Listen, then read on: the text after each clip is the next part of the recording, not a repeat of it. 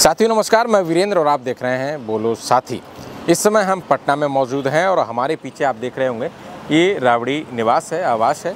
बहुत सारे लोग तो यहाँ ये देख रहे हैं ना, सड़क के किनारे मतलब यहाँ दरी डाल करके, गद्दे डाल करके रात दिन यहाँ रुके थे लोग। यहीं खाना बनता था, यहीं खाते थे, यहीं सोते थे बाहर। भी पहले चरण के नामांकन वाले सब मतलब राबड़ी देवी के आवास के बाहर से लेकर के आरजेडी कार्यालय तक मतलब इतनी भीड़ थी मतलब एक प्रत्याशी के साथ 100 समर्थक आए थे। ये हालत।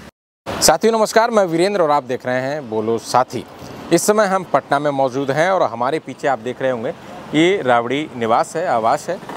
यहाँ जो है पूरी आप देख रहे होंगे कि यहाँ पर लोगों की कतारें लगी हुई हैं और गाड़ियाँ खड़ी हुई हैं, क्योंकि बात ऐसी है कि जो द्वितीय चरण का चुनाव है 11 तारीख को जो होने वाला है, 11 नवंबर के लिए, उसके लिए नामांकन की प्रक्रिया जो है शुरू हो चुकी है।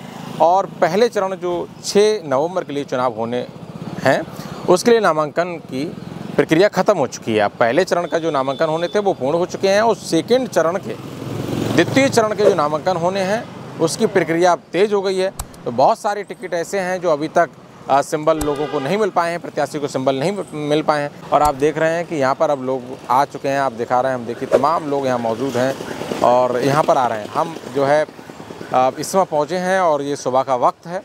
तो हम सबसे पहले बात करेंगे जिस तरीके से पूरे देश की निगाहें बिहार पर टिकी हुई हैं, बिहार विधानसभा चुनाव पर टिकी हुई हैं। जिस तरीके से 2005 से नीतीश सरकार, नीतीश कुमार जो है बिहार में बने हुए हैं और वो लगातार मुख्यमंत्री बनते आए हैं, चाहे वो भारतीय जनता पार्टी के गठबंधन से हों या फिर आरजेडी के गठबंधन से हों, लेकिन मुख्यमंत्री 2005 से नीतीश कुमार बने हुए हैं। तो जिसको लेकर के अभी पूरे देश में चर्चाएं हैं, लोगों में चर्चाएं हैं कि सत्ता परिवर्तन होती है या नहीं होती है। तो जिसको लेकर के हम बिहार में पहुंच गए हैं।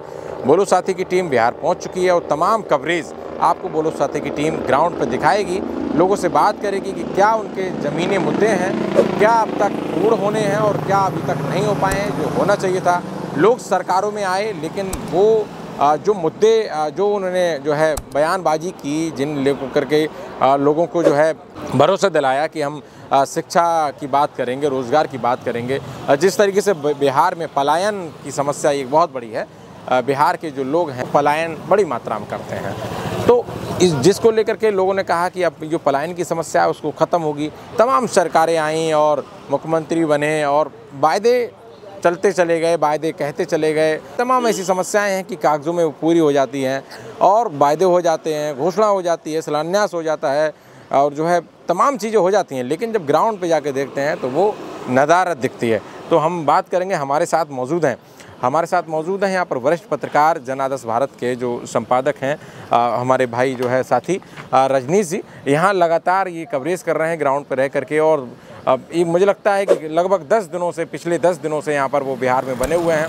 तमाम विधानसभाओं में जा कर के, ग्राउंड पर जा कर के लोगों से बातचीत कर रहे हैं और ये जो ज़मीनी मुद्दे हैं उन पे जो है मुखरता से बात अपनी उठा रहे हैं अपने चैनल के माध्यम से। हमसे बात करेंगे कि क्या कुछ होने वाला है। आज हम यहाँ राबड़ी आवास पे मौजूद हैं। क्या आप ये देख रहे हैं, बड़ा हलचल मची हुई है? नहीं, ये जो हलचल है आप शुरुआत से ही, जब से नामांकन शुरू हुए उससे एक हफ्ता पहले से ही तमाम जो आरजेडी के नेता हैं, जेडीयू के नेता, यानी सभी दलों के नेता वो पटना राजधानी में अपने समर्थकों के साथ ही रुके थे।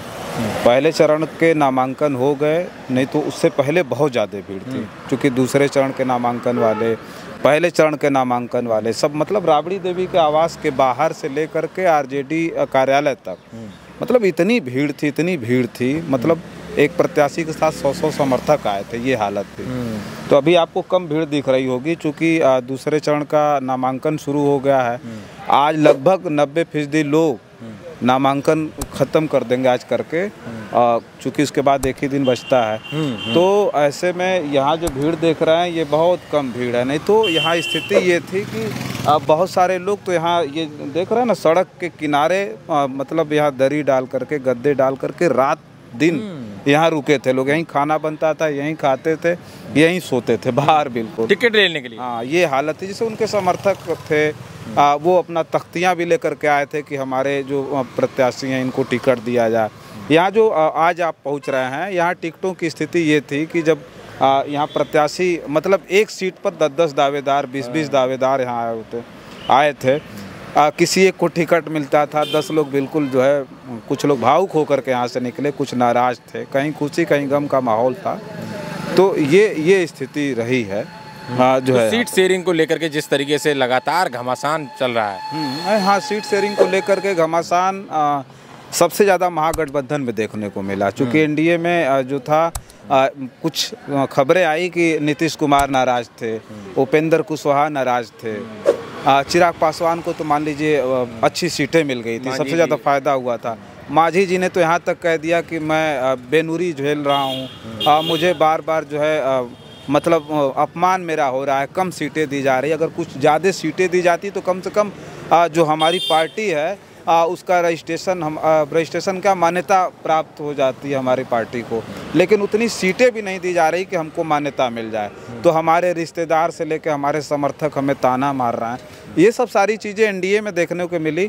महागठबंधन में स्थिति ये थी कि महागठबंधन में कोई झगड़ा ही नहीं था, लेकिन ऐन वक्त पर जो चीज़ें निकल कर के आई कि कहीं कांग्रेस नाराज़ हो गई, तो कहीं मुकेश साहनी नाराज़ हो गए। मुकेश साहनी को लेकर के तो इतना नाटक हुआ महागठबंधन में कि हम लोग सुबह से लेके रात तक, सोचिए 10 बजे रात तक उनके प्रेस कॉन्फ्रेंस का इंतजार करते रह गए, क्योंकि वो बहुत बड़ी खबर थी कि भाई मुकेश साहनी नाराज़ है, सीट शेयरिंग में मामला नहीं बैठ पा रहा।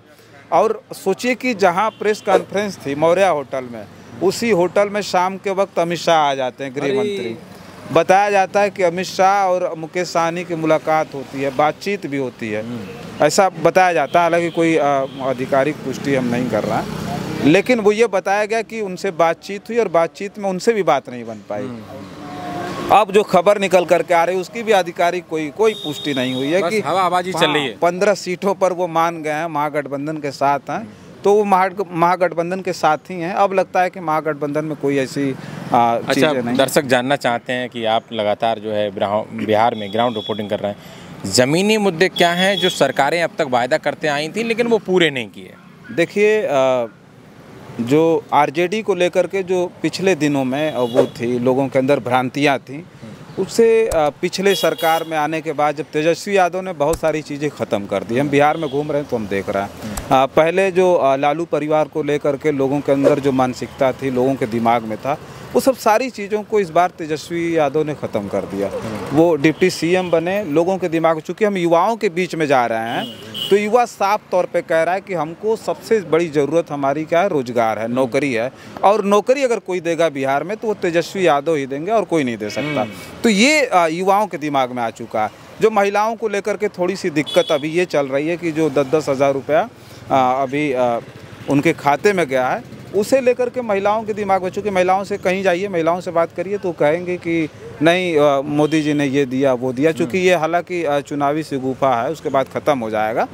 लेकिन तेजस्वी यादव को लेकर के इस बिहार में जो स्थिति है, जिस तरह की स्थिति, अकेले आरजेडी की मैं बात करूँ, महागठबंधन की भी बात ना करूँ, आरजेडी इस वक्त जनता के बीच में सबसे बड़ी और सबसे पॉपुलर पार्टी है। तेजस्वी यादव का जो चेहरा है वो सबसे पॉपुलर है। जब युवा में आप जाएंगे तो आपको समझ में आएगा, हर युवा ये बात। वोट चोरी का जो मुद्दा है वो किस रूप में नज़र आ रहा है? नहीं, वोट चोरी का जो मुद्दा है विपक्ष ने बड़ी मजबूती से उठाया है, तो मुझे लगता है जनता बहुत जागरूक हो गई है। और इस बार वोट चोरी को लेकर के केवल मतलब लड़ना और वोट पड़वा देना बहादुरी नहीं है, अपने वोट की हिफाजत करना भी बहुत बहादुरी है। तो इस बार हमें लगता है कि जो पार्टियां हैं उन्हें मुस्तैदी के साथ अपने वोट को भी बचाना है। वोट डलवा दीजिए, लड़ जाइए, वो अलग की बात है, लेकिन वोट बचाना सबसे बड़ी चुनौती है। और ये बिहार इस बार ये वोट चोरी का जो चल रहा है मामला ना, बिहार ही ख़त्म कर सकता है। अगर बिहार ने ख़त्म कर दिया तो आने वाले समय में भी देखिए, बंगाल में चुनाव है, उत्तर प्रदेश में चुनाव है, तो बिहार से लोगों को और भी प्रेरणा मिलेगी, सीख मिलेगी। तो ये सब सारी चीज़ें ख़त्म होगी। हमें लगता है कि वोट चोरी का मामला यहाँ ख़त्म होगा। देखिए, हमारे साथ मौजूद थे, आपने देखा कि जिस तरीके से जनादेश भारत के संपादक रजनीश कुमार जी ये लगातार यहाँ पर ग्राउंड रिपोर्टिंग कर रहे हैं, और किस तरीके से तेजस्वी जी और तमाम जो है नीतीश जी, तमाम लोग जो है बड़ी बड़ी घोषणाएँ कर रहे हैं, बड़े बड़े वादे कर रहे हैं, और सरकार बनाने के लिए 2025 की जो सरकार है, जो उसका एक जो गद्दी है वो कौन संभालेगा, इस पे लगातार जो है चर्चाएं चल रही हैं और लगातार लोग बातचीत कर रहे हैं। और फिलहाल हम देखते रहेंगे कि मतलब क्या है, अब लोग क्या चाहते हैं, किसको वोट करते हैं, किसकी सरकार बनती है, ये तो आने वाला जो है वक्त ही बताएगा, जब रिजल्ट आएगा तब। तो फिलहाल इस रिपोर्ट में इतना ही। देखते रहिएगा बोलो साथी। आगे की तमाम कवरेज बिहार में अन्य अन्य जगहों पर जाकर के, विधानसभाओं में जाकर के, ग्राउंड पे जाकर के तमाम लोगों से इंटरव्यू के ज़रिए दिखाते रहेंगे और जुड़े रहिएगा बोलो साथी से। बहुत शुक्रिया।